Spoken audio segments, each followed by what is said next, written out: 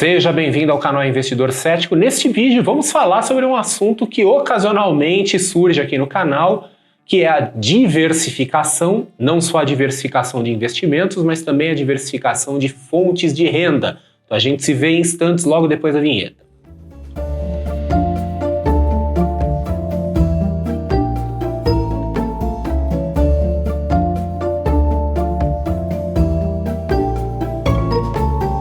Quero começar esse vídeo dizendo que eu sou um entusiasta da diversificação, tanto a diversificação dos investimentos quanto a diversificação das fontes de renda. Inclusive eu já fiz vídeos sobre isso aqui no canal, já fiz artigos, já fiz de tudo. Eu cheguei até a fazer um curso já em algum momento falando exatamente sobre o desenvolvimento de múltiplas fontes de renda, que eu entendo que é um dos caminhos mais interessantes para que a pessoa consiga desenvolver na vida dela uma segurança, uma resiliência financeira. Mas esse vídeo aqui não é para falar sobre curso, e sim para falar sobre o conceito. Quando falamos de múltiplas fontes de renda, é comum a gente ver por aí em artigos, principalmente artigos fora do Brasil, falando coisas do tipo, olha, as pessoas ricas, os milionários ou bilionários, eles têm pelo menos 7 fontes de renda. Então isso costuma gerar um título bem chamativo aí para esses conteúdos, e quando a gente vai ver exatamente o que aquilo significa, nem sempre é o que parece.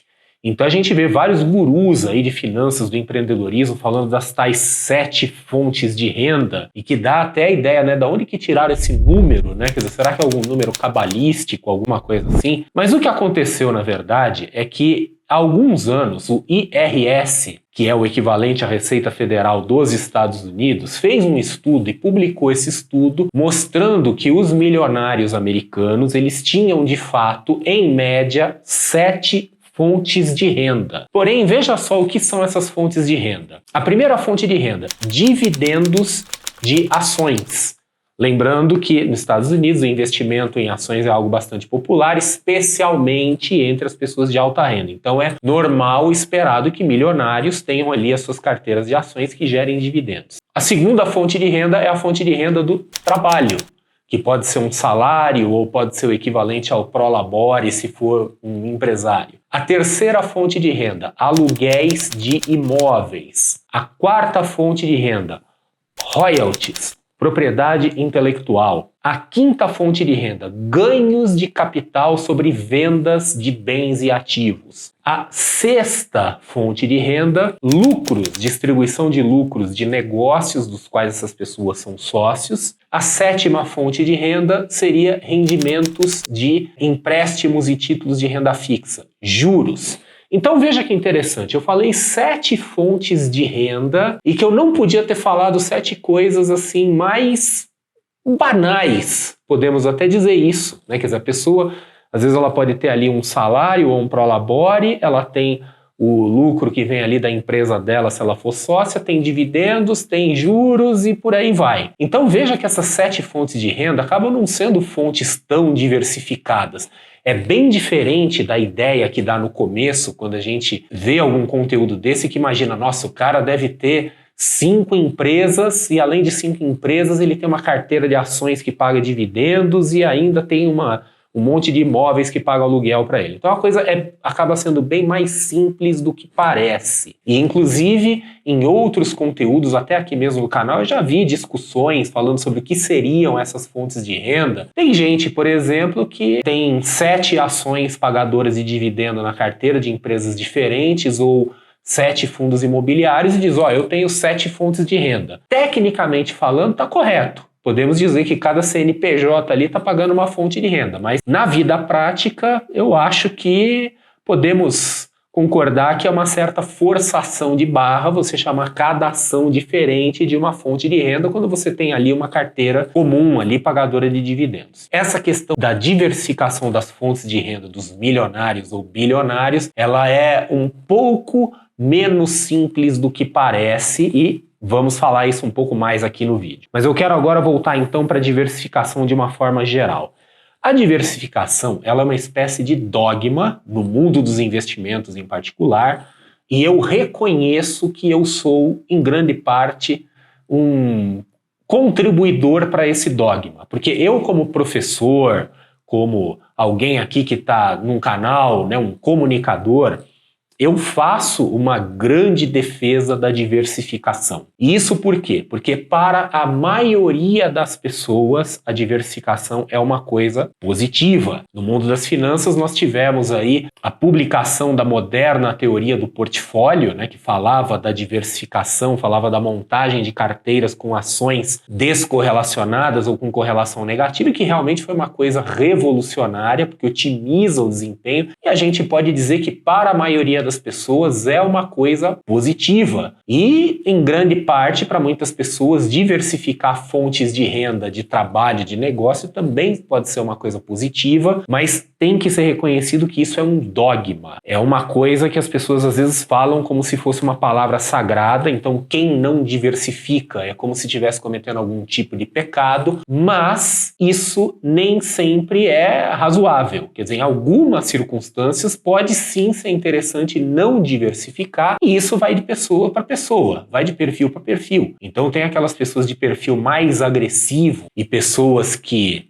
estão dispostas a correr mais risco, mas querem ter uma chance de resultado maior, mais rápido, que eventualmente pode largar toda a história de diversificação e fazer uma aposta única, vai pro tudo ou nada. Isso é possível, e eu vou dizer o seguinte, que ao menos no mercado financeiro, é muito raro casos de pessoas que construíram uma fortuna apenas dentro do mercado financeiro. Existe, mas são casos raros. A maioria das pessoas que construiu fortuna no mercado financeiro gerou esse dinheiro, a maior parte desse dinheiro, fora do mercado financeiro, em uma carreira profissional bem-sucedida, em um negócio, vendeu um negócio e dali para frente construiu um certo patrimônio, começou a rentabilizar ele no mercado financeiro. Isso é uma coisa. Agora, construir no mercado financeiro é raro, e mais raro ainda são pessoas construírem um patrimônio no mercado financeiro de forma diversificada. Então tem algumas pessoas aí que de vez em quando vão e dão aquela acertada, assim, estilo bilhetão de loteria mesmo, compram aí uma ação, um instrumento financeiro que tem uma valorização exponencial e acaba assumindo um grande risco, fazendo uma grande posição, uma grande concentração. Às vezes dá certo, na maioria das vezes dá errado, mas às vezes dá certo e a pessoa constrói uma fortuna com isso. E o mesmo vale para negócios. Às vezes uma pessoa vai criar um negócio, inventa algo aí e coloca tudo que tem e o que não tem naquele negócio, faz uma aposta de corpo e alma. Muitas vezes ela se arrebenta de forma espetacular e pode, inclusive, nunca mais se recuperar na vida. Em outros casos, a pessoa dá aquela acertada e vai aparecer aí numa lista de bilionários. A diversificação, ela é interessante para pessoas que têm um perfil de risco um pouco mais conservador e que estão buscando mais segurança do que aquela oportunidade de enriquecer muito e rapidamente. Então, eu insisto de novo, é difícil enriquecer fazendo diversificação. O que os ricos ou os super ricos, os bilionários da vida fazem? Então a gente sabe, a Receita Federal Americana já cantou a bola pra gente e diz, olha, os milionários, os ricões ali têm 7 fontes de renda. De fato tem 7 fontes de renda. Mas se a gente for ver a história desses milionários, principalmente esses mais famosos,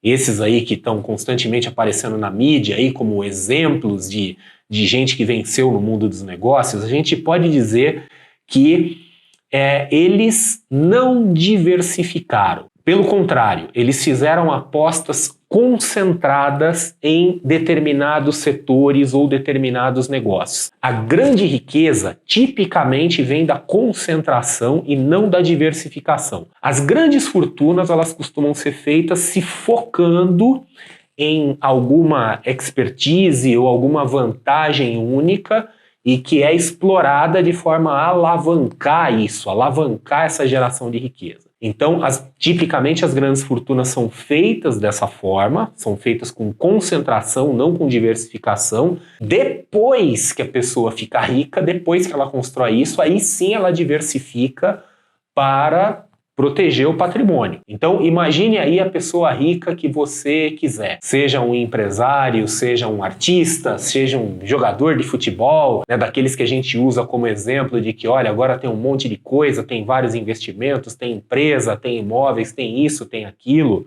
De fato, Eles têm esse patrimônio muito diversificado, que é gerador de renda, então começa a vir renda de todo lado. Porém, o que criou esse patrimônio tipicamente foi uma coisa, foi uma ideia, um negócio. Ou no caso do artista, foi a atividade dele como artista, no caso do jogador de futebol, foi o talento dele como jogador de futebol que gerou aquilo. Quer dizer, algo, um fator único e individual que foi o criador daquilo. Obviamente tem pessoas que conseguem construir uma grande fortuna de forma diversificada desde o começo, mas novamente, isso é um caso raro. Tipicamente as fortunas são feitas de forma concentrada e depois elas são diversificadas para se buscar a proteção dessa riqueza. E, novamente, qual é então o caminho para a riqueza? A gente pode dizer que para quem quer realmente ser rico, né, aquela pessoa que, não, eu quero uma fortuna, quero sair na lista da Bloomberg, da Forbes, dos bilionários, provavelmente essa pessoa não vai muito longe se ela estiver fazendo muita diversificação, seja do investimento ou seja da sua atividade empresarial. Talvez fosse interessante ela fazer uma concentração na atividade empresarial, diversificar nos investimentos, mas enfim, em algum momento alguma concentração vai ter. Não necessariamente, mas na grande maioria dos casos vai ser necessário. Agora, aquela pessoa que busca mais segurança do que dá aquela grande tacada, aquele grande salto, essa pessoa provavelmente vai fazer um bem maior a si própria, buscando diversificação tanto dos investimentos quanto das fontes de renda. Novamente, a resposta está no perfil de cada pessoa. Pessoas de perfil mais agressivo vão se sujeitar a riscos maiores e eventualmente podem ter um prêmio maior. A questão da concentração é exatamente o risco. O prêmio é grande, mas a mortalidade é alta. Então, para cada empresário extremamente bem-sucedido que a gente vê por aí, tem vários outros que morreram pelo caminho e que a gente nunca ouviu falar. Para cada jogador de futebol aí que está ganhando milhões e milhões e milhões de euros, de dólares, e seja lá o que for, tem um monte de outros aí que tiveram também suas chances, mas não aconteceram e acabaram ficando pelo caminho. Então, lembrando que a gente vê quem venceu. Quem não venceu, a gente acaba não vendo. A mortalidade é extremamente alta e, às vezes, a gente não enxerga isso. Eu quero terminar esse vídeo falando um pouco sobre a minha visão pessoal e aquilo que eu faço. O pessoal que frequenta aqui o canal, que me acompanha em outras mídias, às vezes demonstra um certo interesse em saber o que eu faço, como que eu aplico as coisas que eu falo. Então eu posso dizer o seguinte, que eu sou uma pessoa que eu tenho essa orientação mais voltada para segurança. Já há muito tempo na vida eu já abri mão da ideia de dar a grande tacada, de ficar rico de um dia para o outro, de tentar construir uma grande fortuna e sempre orientei para essa questão mais da segurança, da estabilidade. Eu nunca gostei da ideia, por exemplo, de às vezes ficar sem fonte de renda nenhuma, ficar pendurado aí em alguma coisa. Inclusive, eu também vejo como importante, quando se diversifica fontes de renda, você ter algum equilíbrio nessas fontes de renda, né, para ter algum retorno substancial delas, porque não adianta eu dizer, olha, eu tenho meu salário e eu tenho aí uma carteira de ações que me paga dividendos. Tá? O meu salário representa 95% da minha renda e minha carteira de dividendos representa 5% da renda. Você pode estar diversificado, mas isso não vai resolver muita coisa se você perder seu emprego.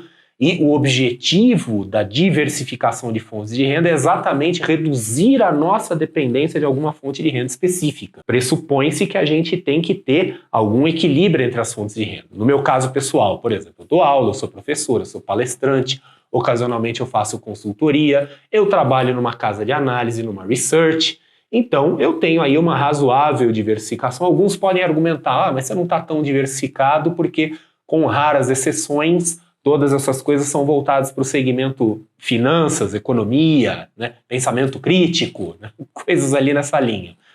Sim, de fato, poderia estar mais diversificado, mas eu entendo que é uma razoável diversificação e que vem me trazendo ao longo dos anos o nível de segurança e o nível de independência em relação a uma única fonte de renda, que é o que, no fim das contas, eu sempre quis. Então, essa é a minha visão. Ao ir por esse caminho, eu abro mão da possibilidade de um dia dar aquela mega acertada, né, daquela coisa de entrar para a lista dos bilionários. Provavelmente isso não vai acontecer comigo, né? Óbvio que se acontecer eu não vou ficar nem um pouco triste, mas eu não estou prevendo isso e nas atuais circunstâncias a segurança e a liberdade têm mais peso do que simplesmente o tamanho do patrimônio.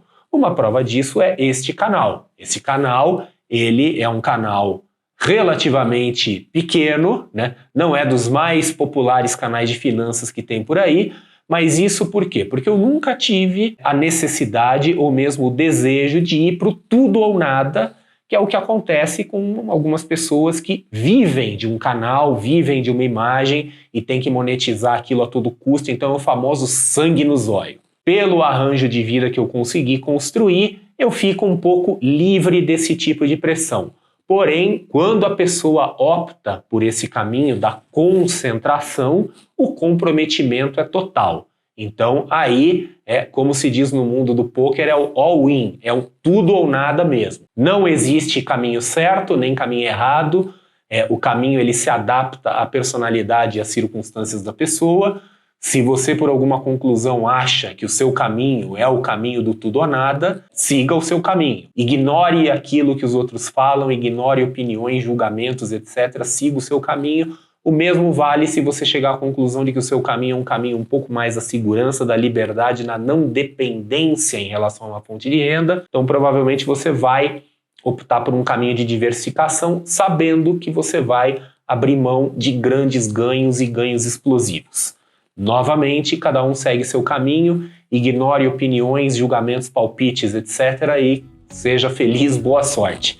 É isso aí, espero que você tenha gostado desse vídeo. A gente se vê em um outro vídeo aqui no canal O Investidor Cético.